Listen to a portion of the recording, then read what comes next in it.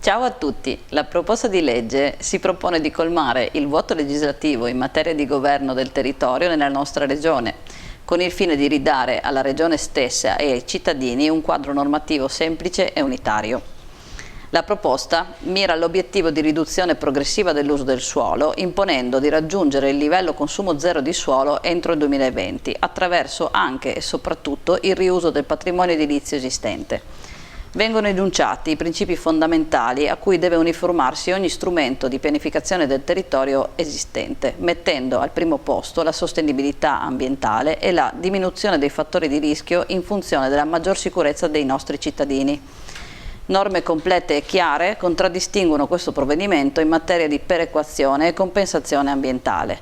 È previsto inoltre un innovativo processo di copianificazione di area vasta tra i vari enti interessati e vengono semplificate ed accorpate le norme per gli strumenti di pianificazione comunale. Tante insomma le novità che abbiamo cercato di inserire in questa nostra proposta, aiutateci a renderla ancora migliore. Grazie e arrivederci le stelle.